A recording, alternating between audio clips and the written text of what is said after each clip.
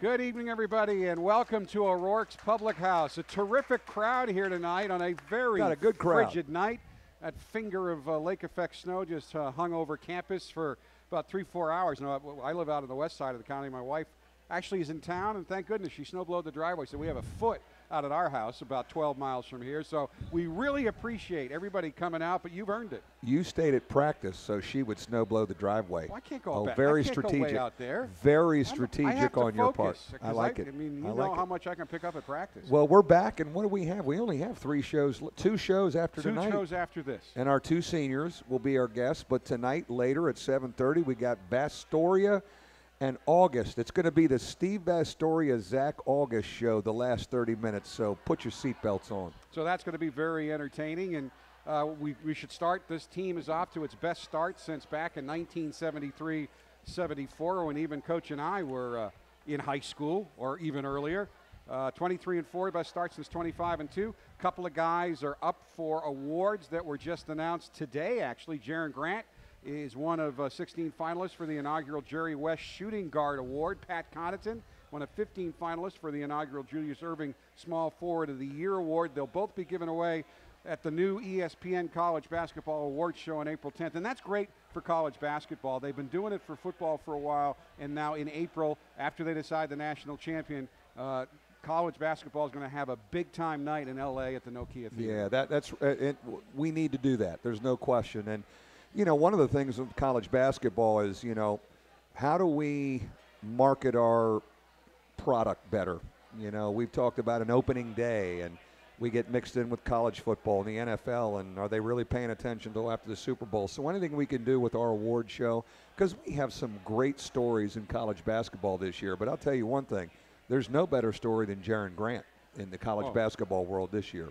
Absolutely not. And Grant, by the way, this week became only the second Notre Dame player ever to have 600 assists and 1,500 points. The other one was Chris Thomas, and he may be the best passer right now that I've ever seen at Notre Dame. I would, yeah, I can't argue. I mean, you know, you've seen more guys than I, but the feel for the game and the unselfishness, probably a guy who's a little too unselfish sometimes, even though I think this year he's found a good balance point of when to take the shot and when to get it to open people. But you know, we have a lot of guys shooting very well from the three-point line, and the reason is Jaron Grant finds you and draws the defense where you have a very clean look at a three-point shot. You know, and it's when every game doesn't sell out. And by the way, you may not know this, but they put some more tickets on sale for both the Syracuse and the Clemson game. A lot of them are student tickets, especially for Clemson, because that's break.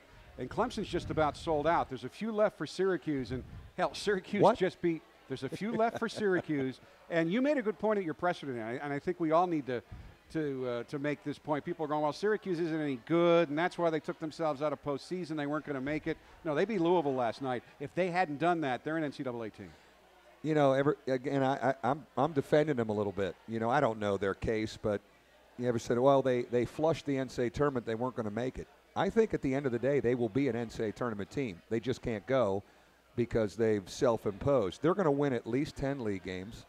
And so we have a very good team coming in here on Tuesday.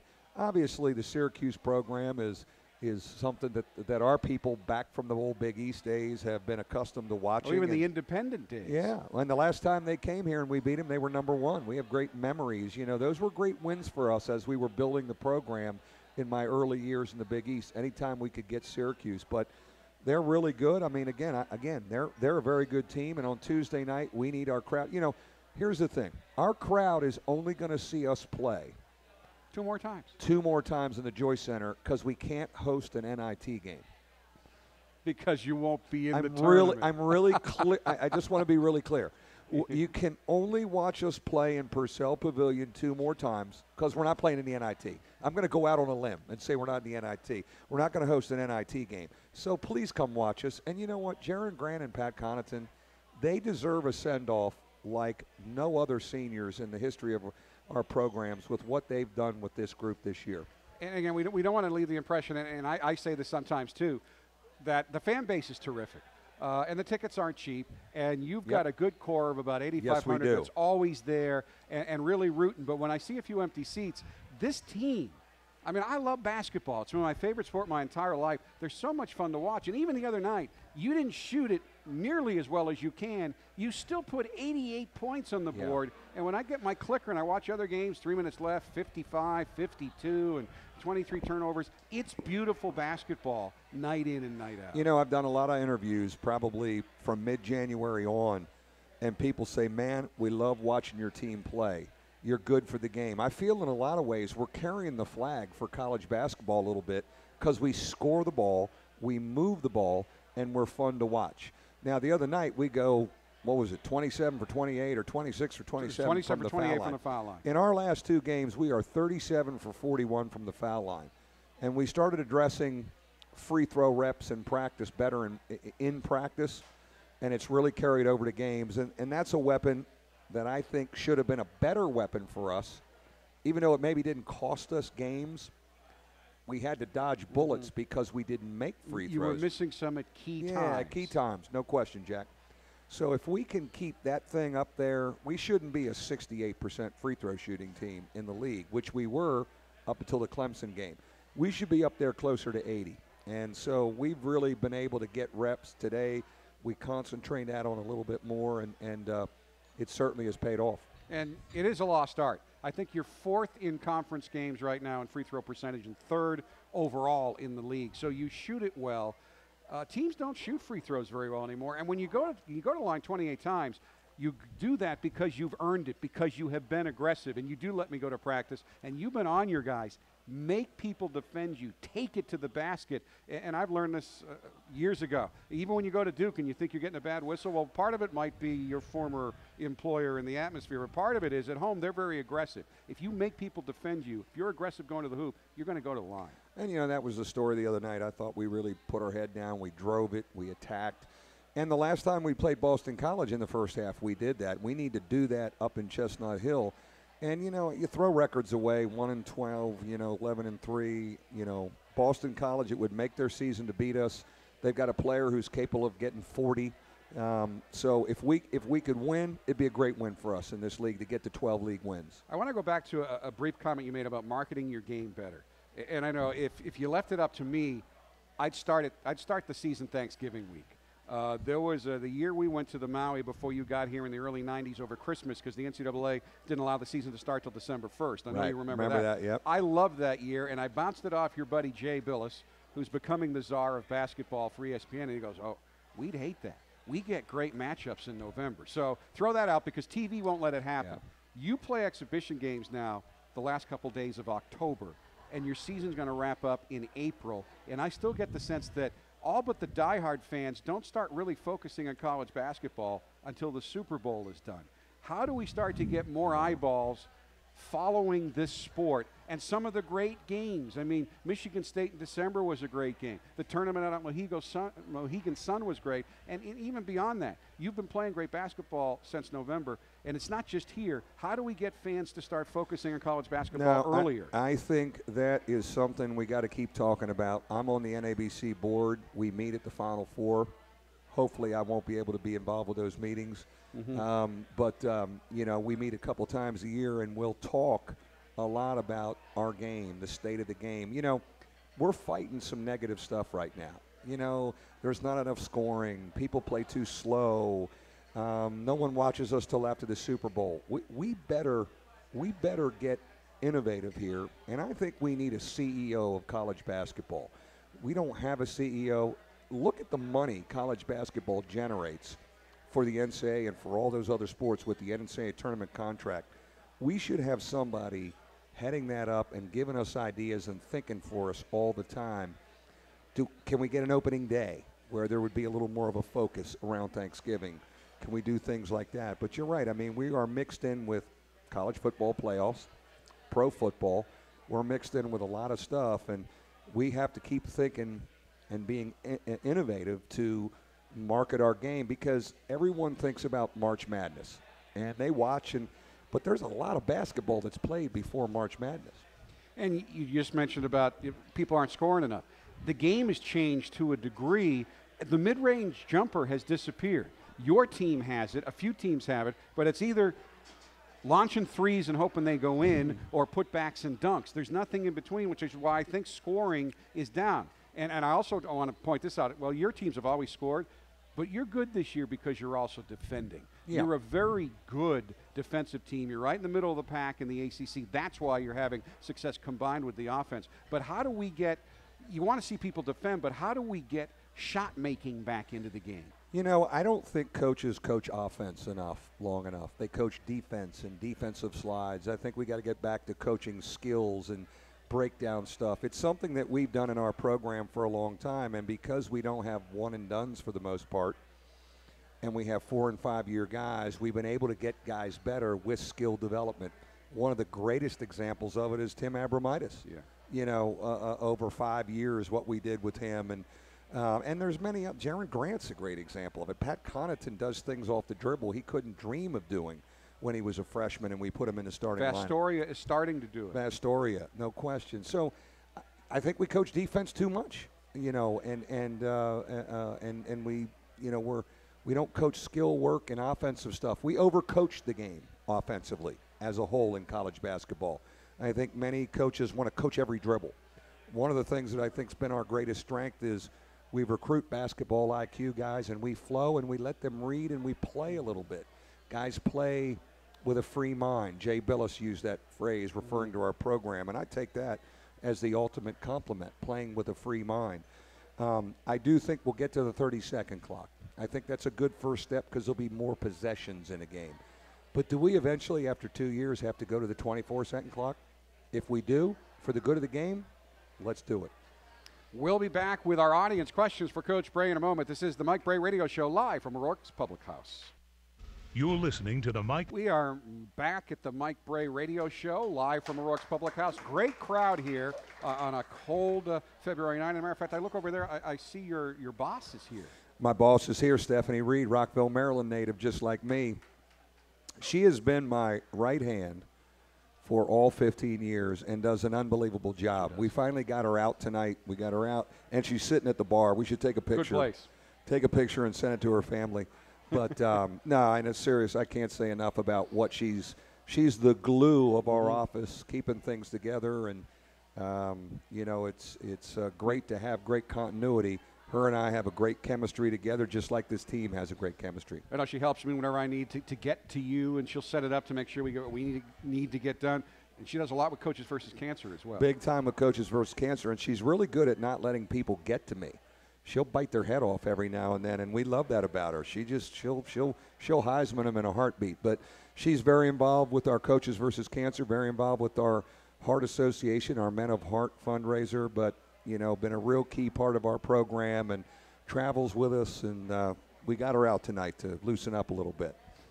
We're glad she's here tonight. Drew Lister's also here from South Bend, and Drew thinks you're going to face Duke again, so he has a question. Would you consider fouling Okafor early and on purpose, since he is a 50% free throw shooter, but his field goal percentage is so high?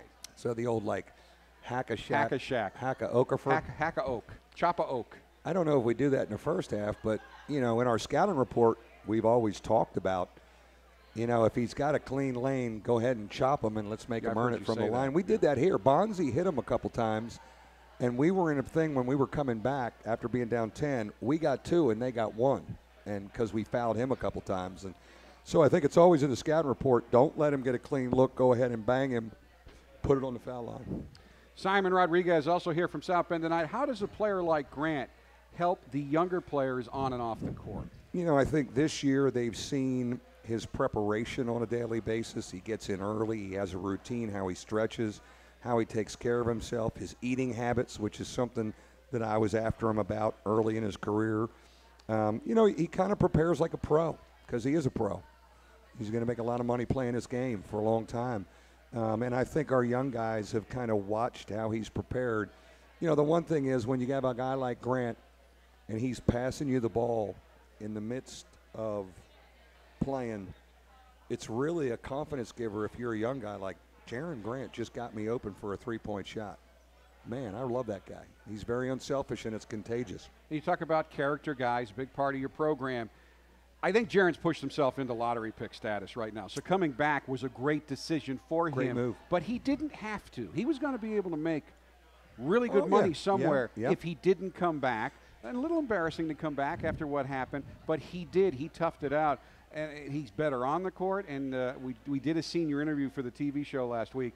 He's better off the court, too. Yeah, you know, he needed every bit of 5 years to fully grow as a player and as a young man. He was the youngest kid we signed. He's still only 22 as a fifth-year senior and just turned it in the fall. So he needed all that time. You're right. I think it's a great example to come back here, face the fire a little bit, know he let people down, come back and want to lead his team back and kind of make amends. And I think he's absolutely done that on a daily basis.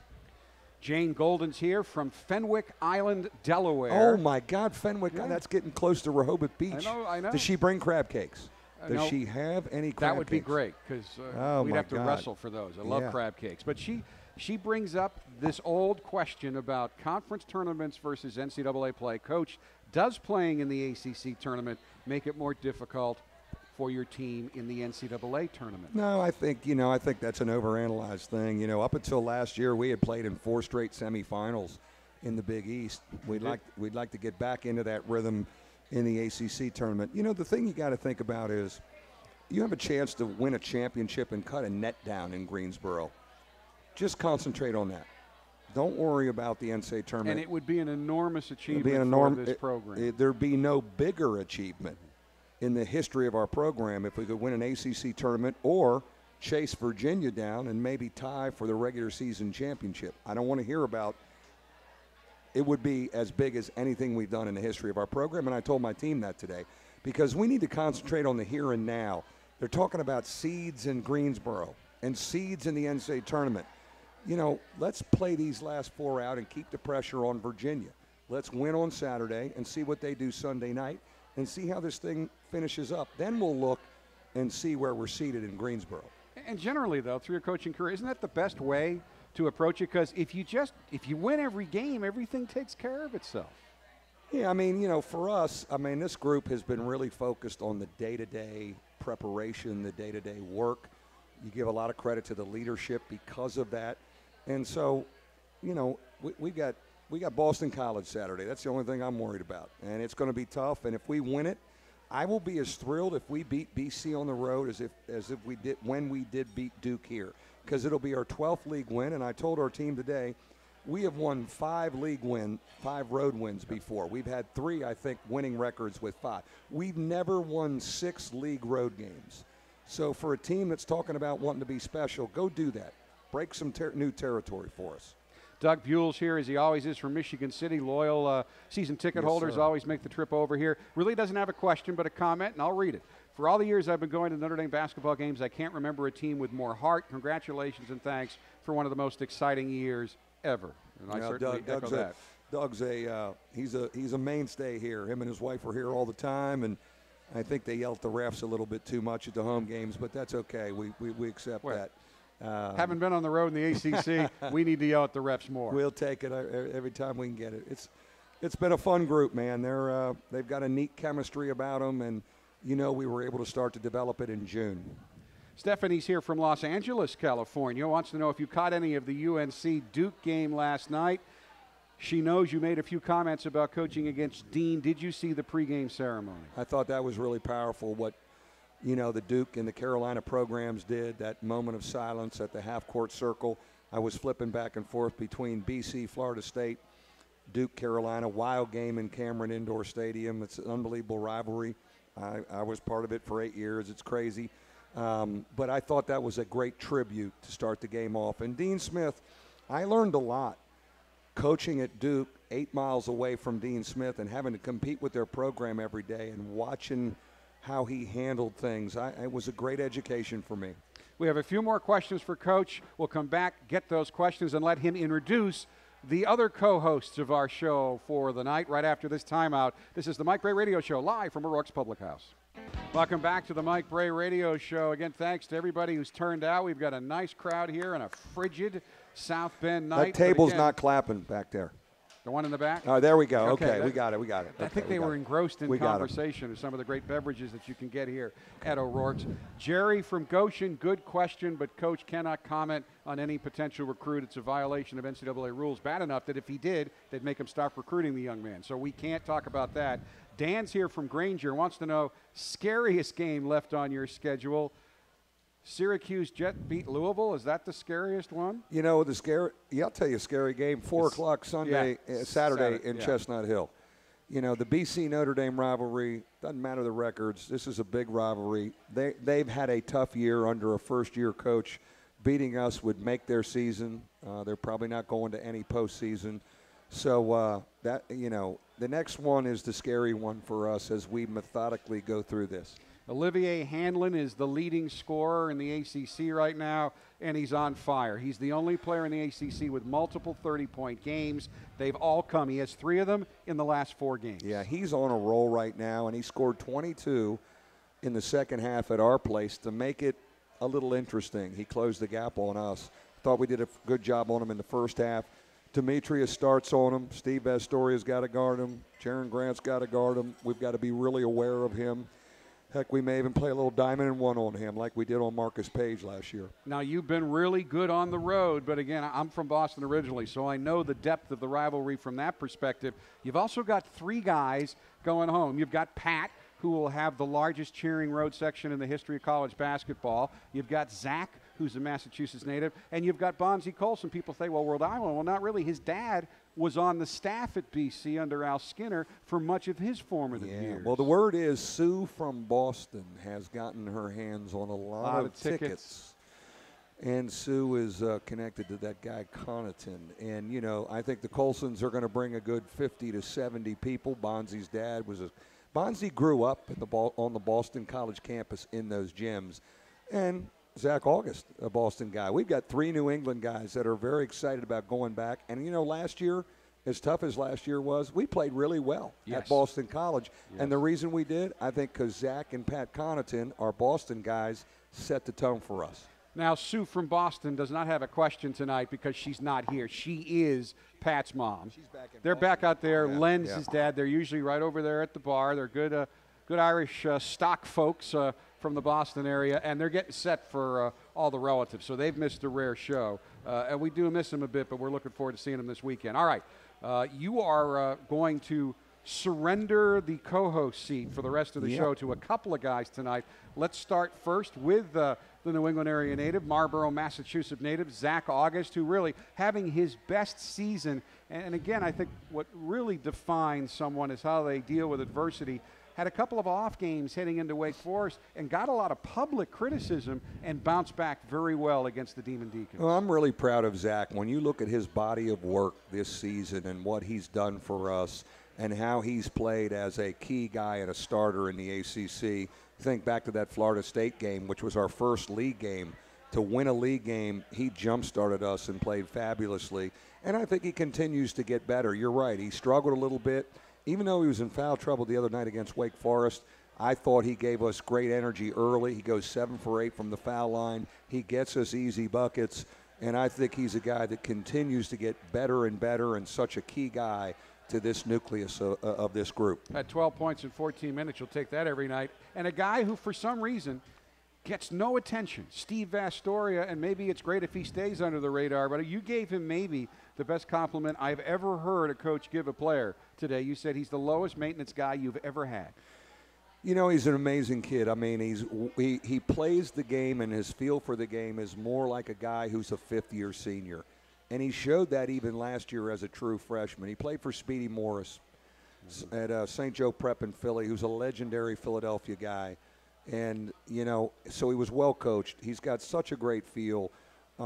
He's our best perimeter defender as far as really being, you know, attention to detail. Against Miller McIntyre the other night, staying in front of him, guarding, handling some on Saturday. He'll do that. And then he continues to make a lot of big shots for us off of Jaron's penetration. The other thing that I think he's starting to drive it himself. He's starting to get in there and make plays himself, which will help us not only the rest of the year, but next year he'll need to be that attack guy more. All right, when we come back, you'll get to hear from both Steve and Zach after this timeout. The Mike Brey Radio Show, live from O'Rourke's Public House.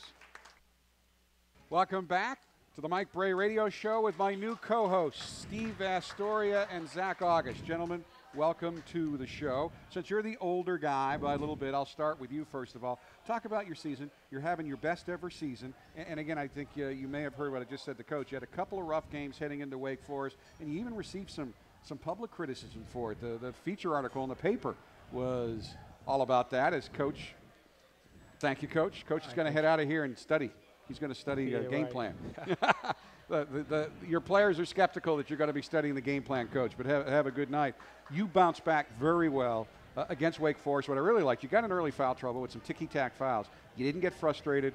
You got 12 points in 14 minutes and 8 of 9 from the free throw line.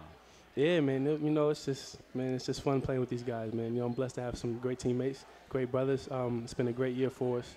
And, we're a very unselfish team, man. We like to run up and down the court.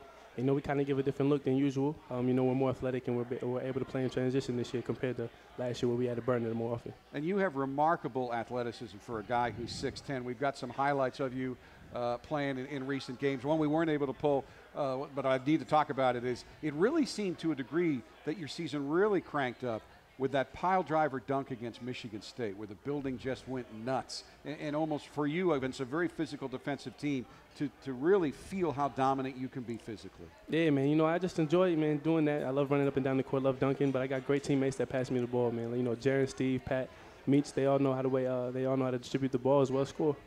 Steve, you're becoming a leader on this team, and I know Coach is even talking about in future years the importance of you becoming one of the more vocal leaders on this team. So tell us how important it is for Zach to be at the top of his game when you're playing quality competition. Yeah, I think with this team we got so many older guys and leaders. You think about Jaron and Pat, who have been through everything. They're seniors, and then guys like Zach, who's kind of worked through the past couple of years, had good guys in front of him. And the steps he's taken this year, he's a leader on this team.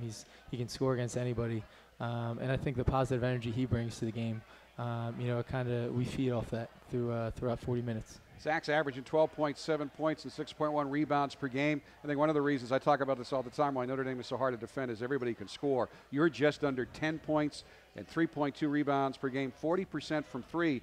But you've taken over Connaughton's role as covering the most dangerous and prolific perimeter scorer on the other team. And Demetrius does this in the backcourt now. I'm always impressed with the amount of energy you can put forth covering the other team's most prolific perimeter scorer, and yet it doesn't seem to hurt your offense on the other end. And usually that's the sacrifice. A lot of energy on defense, maybe not working so hard on offense. Yeah, I think it's a role that I kind of try to embrace at the beginning of the year. We play a smaller lineup where we have Pat Connaughton, who's 6'5", playing the 4. So, I try to do as best I can defending. And I think we've really grown this year defensively as a team. And that allows us to get out and run offensively, which is what we love to do, and get dunks like you see Zach and Demetrius do all the time. So I think it's finding a good balance on both ends of the floor. And a lot of folks are talking about how well this team plays together. But one of the reasons this team's playing so well is you guys are good.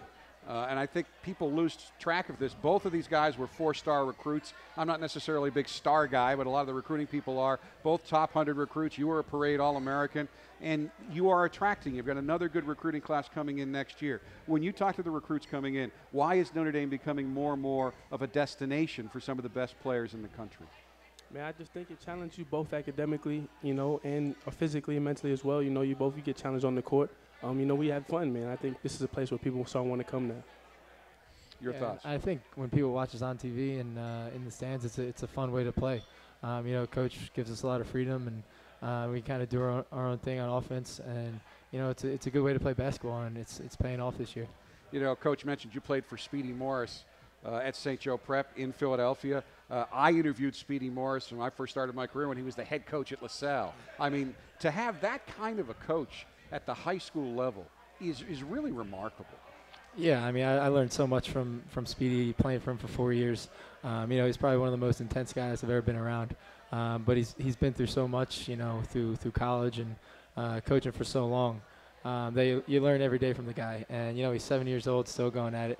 And he just, I think he just got Coach of the Year. And in Philadelphia. So it was definitely an awesome experience. And you went to New Hampton Prep, one of the top prep schools in New England, very high level of play, and you got to travel around and play against very high competition. How did that help your development? Well, it helped me tremendously, man. You know, it was an easy transition coming in as a freshman here. You know, I was living on campus. It was a boarding school. You know, I kind of got a feel for it. It's almost like a little college, basically. But now, playing against the best competition, I went up against Andre Drummond, you know, Will Barton, guys like that. It was a great experience. You know, I got challenged both academically and on the court. One of the things I do now when we get away on vacation, my wife went to school in France for 6 months, so we end up going to Europe because she travels a lot. But I could only speak English. I tried to learn French, and I'm not very good at it to the point when I go to France, they go, oh, that's okay, monsieur, please speak English because you're killing our language. But you speak, in addition to English, Haitian, Creole, and Greek. Yeah, French, Creole, and Greek, yeah. How did you get proficient at all of that? Man, you know, and I was raised with my great-grandmother. She was from Greece. Her and my great-grandfather, they raised me when I was little. And, you know, that's all they could speak to me. They weren't very good at speaking English. So when my mom was at work, I stayed with them, and they just speak Greek, so I just picked up on it. What's your favorite Greek phrase? You know, Chronias Poli, which means, like, you know, many years to come. You know, we say that often in New Year's, where you just bless them and, you know, wish them many years with success. Does he ever speak another language in practice or anything? Yeah, sometimes I hear him and Contenda going back and forth. But we never have any idea what's going on. Now, I know Contenda speaks French. What language do you have in common? Well, it's French Creole. It's basically, okay, you know, kind of, it's almost like, it's like, you know, Jamaican English and our English. It's kind of the same, but, you know, it's different. So we can pick up on some terms, you know, some words, you know, derived from French. So, have they ever gotten into an argument you guys didn't know what the heck they were talking about? You just knew they were upset? Well, they're always screaming real loud, so I don't know if they're arguing or if they're having a good conversation or what's going on. All right. Speaking of screaming real loud, Austin Torres, who gave you another great lift off the bench against Wake Forest, and he wouldn't do it on the show, so I've got to keep it a secret.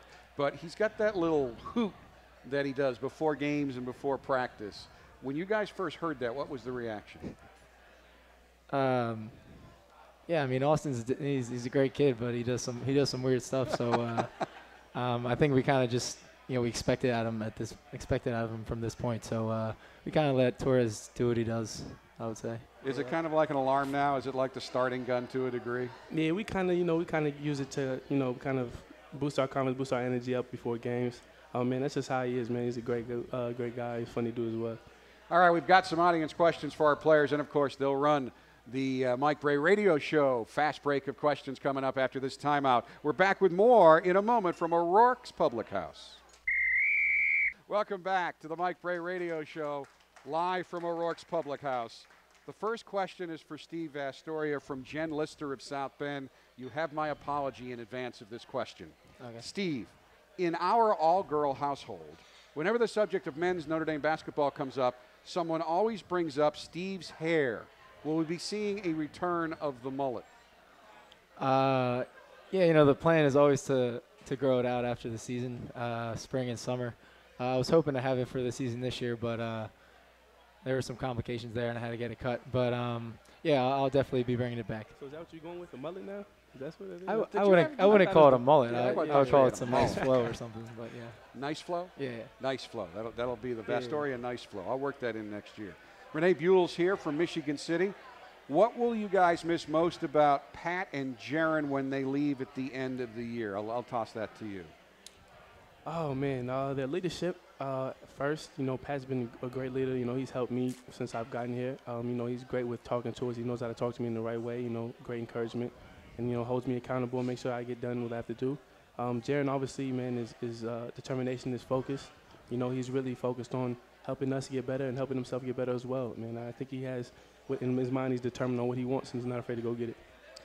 All right, here's the fast break questions. Have fun with these. As you know, just remember they're live, so we can't stop and take anything back. Yeah. You guys know where we're going with that. Favorite all-time movie? Steve, you start. Wedding Crashers. Rush Hour. First car you ever drove? Acura Integra. Honda Pilot. Get up early or sleep in? Sleep in. Sleep in. Do you have a celebrity crush? Alicia Keys. Jennifer Aniston. Do you guys both have girlfriends? Nah. Good, because I get people in trouble with that. I should always think about that. Who is your role model? My older brother. Togo Palazzi. who was a star basketball player at Holy Cross. See, I know these things. Oh, yeah. Now, Right. what's your relationship with that? He's been coaching me since I was 7. I went to his camps. He had a camp every summer, Togo Plaza camp, and I go there, and then now I help coach it, and I help him with them over the summer. So This is the Holy Cross that's in Worcester, Mass. It's where Bob Cousy went, Tommy Heinsohn went. They were a basketball power back in the 40s, 50s, and 60s. Ronnie Perry, who did some Big East games too, was a star there as well. One thing the public would be surprised to learn about you. I already gave the language thing yeah, away. exactly. Love to cook. Really? Oh yeah. Has he ever cooked for you? He is not, but I've heard good things. Okay. One thing the public would be surprised to learn about you, Steve. I used to take guitar lessons. Really? Yep. Can you play the guitar? This was like 5th grade, so no, not anymore. Okay. Favorite NBA player? Steve, you start. Allen Iverson. Tim Duncan. All right. Some regional questions. Clam chowder or Philly cheesesteak? Oh man. I probably have to go with the clam chowder. Yeah, Can't turn that down. Gotta hold up New Yeah. England. Philly cheesesteak? Cheesesteak, yeah. Absolutely. Patriots or Eagles? I mean, Eagles, obviously. Come on, now, you know, I mean, champs. these are- Gotta these go are with That's why the- they're in here. Gotta go with the champs, man. All right. Celtics or Sixers? Celtics. Sixers. You know, you guys, I mean, the rivalry hasn't been, when I was growing up, that was a rivalry that ended up in fights on a regular basis. Did you ever hear it growing up in Philly? Did you ever hear about the intensity of that rivalry? I mean, I knew it was a rivalry, but I mean, the Sixers haven't been good since like 2001, so I haven't seen much good basketball. And that doesn't bother us at all, does it? No, I didn't think It's so. chilling, man. Favorite part of practice? 5-on-5. Favorite part of practice? Kills. Worst part of practice? Losing kills. Losing kills. Your worst part of practice? Scout. Part of the game you need to work on the most? Consistency. Part of the game you need to work on the most? Attacking the basket. All right, which is better? Knocking down a long three, blocking a shot into a teammate's hands, or sending home a spectacular dunk? Making a 3. Got to go with the dunk. The dunk? Oh yeah. No question. Do you have a favorite dunk so far? Of mine or our team? Either. Well, first of all, yours. What's your favorite dunk? I probably have to go back when we played Navy. That was probably one of my favorite ones. I got the N1. Okay, favorite dunk on the team this year? Right now it's a tie between Meech's dunk on Haas and then Jaron's dunk Okay. when he jumped over the dude. Your favorite dunk on the team this year? My favorite was, Jaron's over against Georgia Tech. Okay. How about you personally? Now, you don't dunk that often, but he can dunk. I haven't dunked in a game here, so probably a couple weeks ago at practice maybe I had a dunk. So No, I'll take that. I've seen you in practice.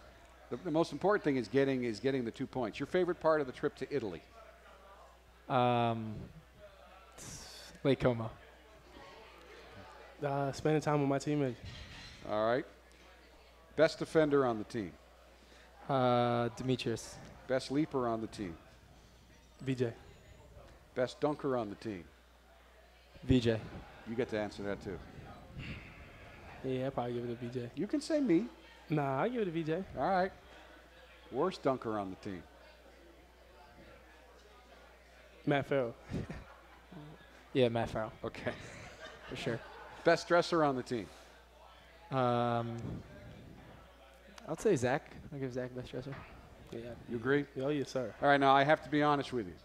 You lead in the answer to this category, Yeah. so you can get revenge here. Worst dresser on the team? Pat Connaughton. Oh, man. You can, if it's Steve, it's Now Steve. I'm trying to think. All right, Matt Gregory. all right. Best singer on the team? Bonzi. Bonzi. All right. Assistant coach who was most like Coach Brey? Coach Balanis. I would say Balance, but I'm going to switch it up. I'm going to go with Moose. Moose. Coach Inglesby. Yeah, I'm going All to go right. with Coach Inglesby. All right. And finally, free throw contest. Who wins, you or Coach Brey? Me. Yeah, me. All right. Definitely. The way you're shooting now, Yeah, right. I agree with I'm you. saying. Last year, Yeah. not so much. Probably not. We'll be back to wrap things up and talk to these guys about their next challenge at Boston College on Saturday afternoon, right after this final timeout. The Mike Brey Radio Show, live from O'Rourke's Public House, presented by TireRack.com. We're back on the Mike Brey Radio Show presented by TireRack.com. This final segment's usually where we talk about your next opponent, but what I'm going to start is just the philosophy right now. I mean, I've got the ACC standings right here, and there you are in second place in the ACC, right where you've been almost the entire season. Virginia keeps hanging on up in that top spot, but right now, are you looking at the standings at all, or do you just look at the next game? Yeah, I think we're we obviously know where we are. We're in a pretty good position, but we're trying to focus on the next game. Obviously, we got Boston College Saturday, but we want to take care of our own business, and that's all we can control really. So we're trying to win games, and we can see what happens with the rest of the teams. Got to be a fired-up BC team. They've lost 7 in a row, but they've been playing better and better. Hanlon's the leading scorer in the league. You're the New England native. We've got about 20 seconds left. What are the keys on Saturday? I think we just have to contain them. I'm not sure most people know, but we went to high school together, me and Olivier. We were roommates for 2 years. But now you were roommates for 2 years? Oh, yeah. That's my best friend from back home. But, yeah, just we got to control him. We got to contain penetration and just play our defense, man. Just play how we've been playing. Zach is not going to lose to his roommate. That is good news for one and all. Guys, they took over as co-hosts. They did a pretty good job, didn't they? So now that'll do it for the Mike Brey, Steve Vasturia, Zach Auguste show. We're back here next Thursday and the following Thursday. We can't announce the guests, but there's 2 high-profile guys who haven't been on the show yet, so I think you can figure it out. Until next week, tune in Saturday, 4 p.m. Notre Dame at BC. Thanks for listening. Thanks for coming out, folks, and go Irish.